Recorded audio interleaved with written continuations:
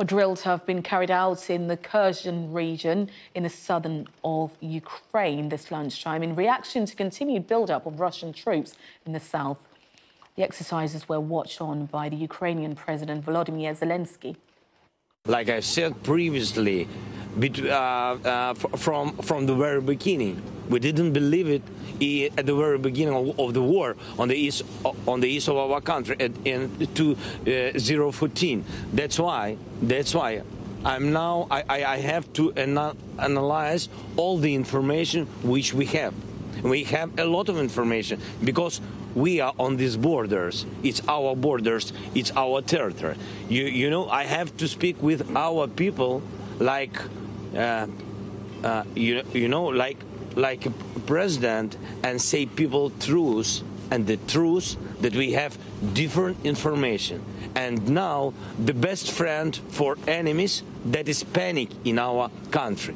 And all this information that helps only for panic doesn't help us. That's it. Thank you, sir.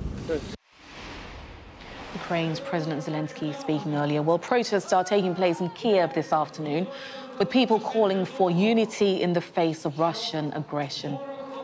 Sky's Alex Rossi is in Kiev for us and explains why so many countries are now urging their citizens to leave Ukraine.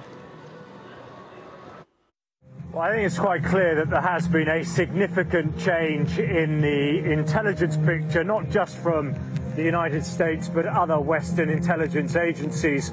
Remember, of course, that the United States was briefing, last week, that they thought it was unlikely that there would be any kind of invasion before the end of the Beijing Olympics, which are due to finish 20th of February. Now they are saying an invasion could come at any time. We heard that very dramatic press conference from the National Security Advisor, Jake Sullivan.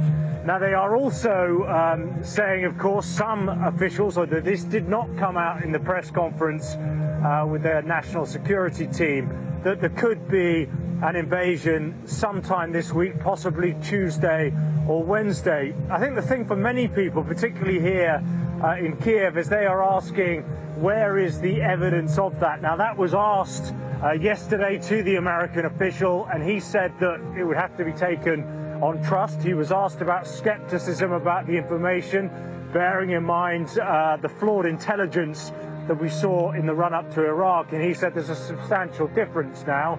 The difference is that the United States and its Western allies are trying to stop a war and not start a war. That said, the Russian Foreign Ministry has scotched the claim, saying it's scaremongering by the Anglo-Saxons. Remember also, there was a meeting yesterday with the British Defence Secretary, Ben Wallace, and his counterpart, the Defence Minister, Sergei Shoigu. And Mr. Wallace told journalists that he was given a guarantee by the Russians that there would not be an invasion.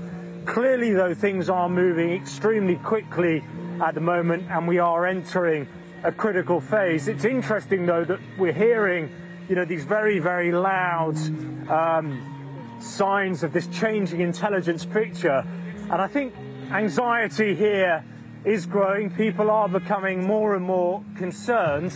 But that said, despite that, there really is no sense of panic with people continuing about their normal business, still out on the streets here in Kiev, determined not really to let fear run their lives.